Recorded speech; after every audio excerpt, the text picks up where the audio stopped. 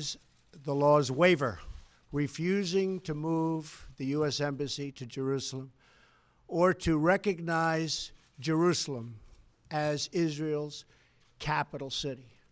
Presidents issued these waivers under the belief that delaying the recognition of Jerusalem would advance the cause of peace. Some say they lacked courage, but they made their best judgment based on facts as they understood them at the time. Nevertheless, the record is in.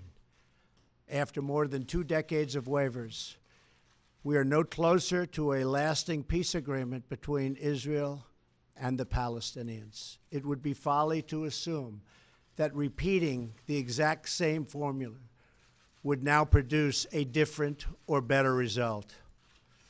Therefore, I have determined that it is time to officially recognize Jerusalem as the capital of Israel. While previous presidents have made this a major campaign promise, they failed to deliver.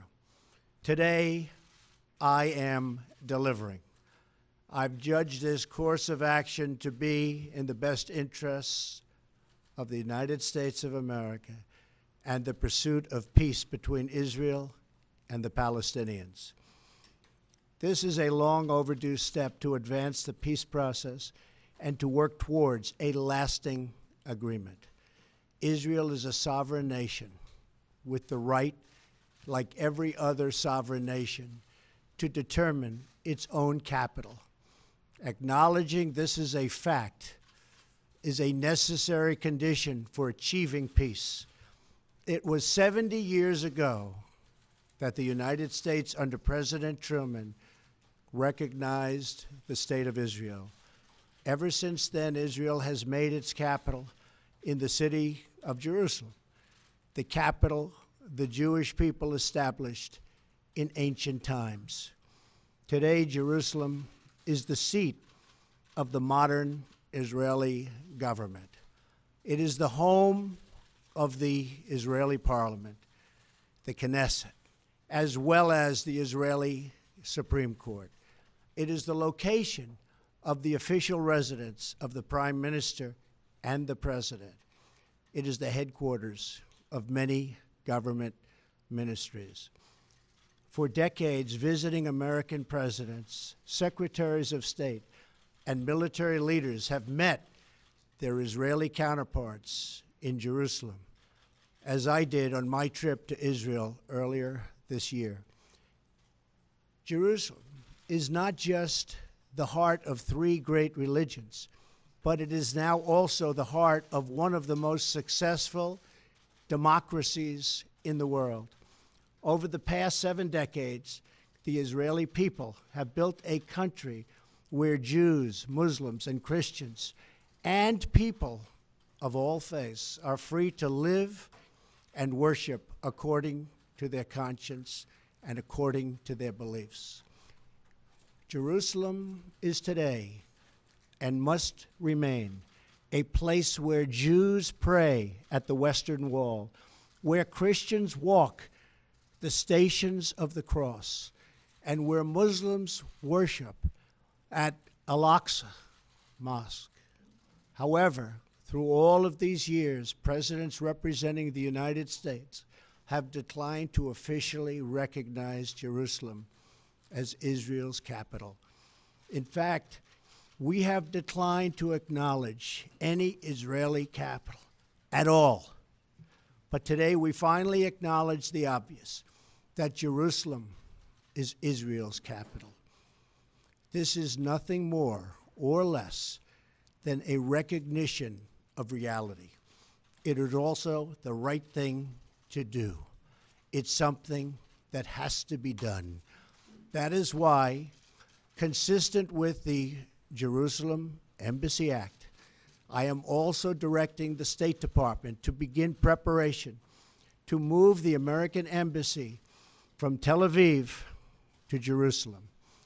This will immediately begin the process of hiring architects, engineers, and planners so that a new embassy, when completed, will be a magnificent tribute to peace. In making these announcements, I also want to make one point very clear. This decision is not intended in any way to reflect a departure from our strong commitment to facilitate a lasting peace agreement. We want an agreement that is a great deal for the Israelis and a great deal for the Palestinians. We are not taking a position of any final status issues, including the specific boundaries of the Israeli sovereignty in Jerusalem or the resolution of contested borders. Those questions are up to the parties involved. The United States remains deeply committed to helping facilitate a peace agreement that is acceptable to both sides. I intend to do everything in my power to help forge such an agreement. Without question, Jerusalem is one of the most sensitive issues in those talks. The United States would support a two-state solution if agreed to by both sides. In the meantime, I call on all parties to maintain the status quo at Jerusalem's holy sites, including the Temple Mount, also known as Haram al-Sharif. Above all, our greatest hope is for peace, the universal yearning in every human soul. With today's action, I reaffirm my administration's longstanding commitment to a future of peace and security for the region. There will, of course, be disagreement and dissent regarding this announcement. But we are confident that ultimately, as we work through these disagreements, we will arrive at a peace and a place far greater in understanding and cooperation. This sacred city should call forth the best in humanity, lifting our sights to what it is possible, not pulling us back and down to the old fights that have become so totally predictable. Peace is never beyond the grasp of those willing to reach it. So today we call for calm, for moderation, and for the voices of tolerance to prevail over the purveyors of hate. Our children should inherit our love, not our conflicts.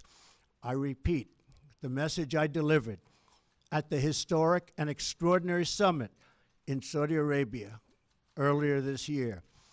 The Middle East is a region rich with culture, spirit, and history. Its people are brilliant, proud, and diverse, vibrant, and strong. But the incredible future awaiting this region is held at bay by bloodshed, ignorance, and terror. Vice President Pence will travel to the region in the coming days to reaffirm our commitment to work with partners throughout the Middle East to defeat radicalism that threatens the hopes and dreams of future generations. It is time for the many who desire peace to expel the extremists from their midst. It is time for all civilized nations and people to respond to disagreement with reasoned debate, not violence. And it is time for young and moderate voices all across the Middle East to claim for themselves a bright and beautiful future. So today, let us rededicate ourselves to a path of mutual understanding and respect. Let us rethink old assumptions and open our hearts and minds to possible and possibilities. And finally, I ask the leaders of the region, political and religious, Israeli and Palestinian, Jewish and Christian and Muslim, to join us in the noble quest for lasting peace. Thank you. God bless you. God bless Israel. God bless the Palestinians. And God bless the United States. Thank you very much. Thank you.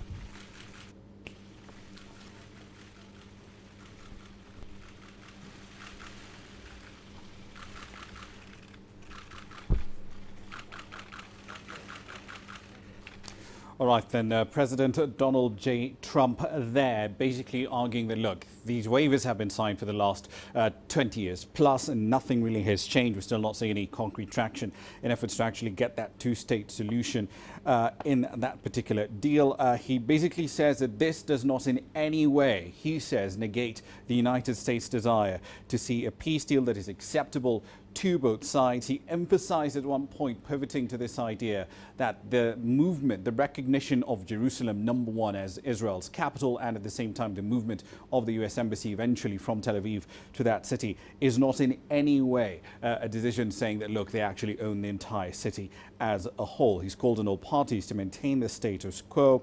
And of course, the Vice President, Mike Pence, will be in the region in a matter of days. When exactly at this point, we do not know. Let me bring in Jessica Stone, CGTN's White House correspondent.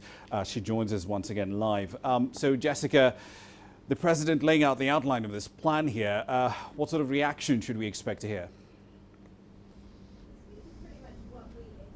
Well, I think we've already gotten a preview of the reaction from around the world, and it will be swift and hopefully not violent, but definitely pointed. There are so many around the world who believe that this decision will stymie peace. So it's so interesting to hear the president say this gets us closer to peace. In fact, he says acknowledging the fact that Jerusalem is already the capital of Israel as a fact is a necessary condition of peace. That is not a position that we've heard from much of the global community, not least the U.S. president overtly. I think it's also really interesting to note, as you picked up on, that he says this doesn't change the U.S. position, but it certainly seems to do just that, right? I mean, it is going to be widely interpreted as taking a side, as saying this city belongs to Israel, because he didn't say anything about East Jerusalem or West Jerusalem. He's talking about the whole city of Jerusalem. He says he wants a great deal for both parties, but only if they agree to a two-state solution. So I think that's something we need to watch as well. That gives him an out to go away from a two-state solution. He was a little waffly on that at the beginning of the year if the parties can't agree to a two-state solution. This is definitely a piece of priority for this White House. We know that the president's son-in-law has been actively engaged in the region, along with other White House officials, to try to bring the parties closer together. But this is going to be interpreted widely in the region and around the world as taking a side from the very country that is expected to mediate these talks. Indeed. Saudi Arabia, Jordan, the Gulf states, Turkey, even Iran, other countries all involved in one way or another in the fight against IS. Does that perhaps give them some sort of leverage to use in talks against Washington to try and prompt a return to the old policy, to the status quo? I think we'll have to see if they're willing to use it, because, of course, the U.S. still has a lot of juice in the region, even though there have been a lot of criticisms of its current leader. Certainly, we'll have to see if that plays out that way. That's an interesting suggestion, to see if there could be a bit of a power play there, because the U.S. definitely has the resources to go it alone in the region with respect to fighting ISIS. It just hasn't chosen to do that. So will this affect the coalition, as you point out, against ISIL, because so many of the people that are engaged in it disagree vehemently with this position? We'll have to see. Indeed. One quick follow-up on something he said, because he says he still wants to see a final peace deal between the Israelis and the Palestinians. But at the same time, he's making a declaration that makes that extraordinarily difficult. How does he convince the Palestinians, given today's announcement, to come back to the negotiating table? How does he square that circle? You know, it's very difficult for me to answer that, because I simply can't see the rationale myself in terms of how this advances the cause of peace. Because if you have both parties holding on to this as something that has to be resolved between them, not declared as resolved by the United States government, doesn't it, and you have the U.S. taking what appears to be a side, doesn't it stymie the peace talks? I think the White House will argue and has probably already argued with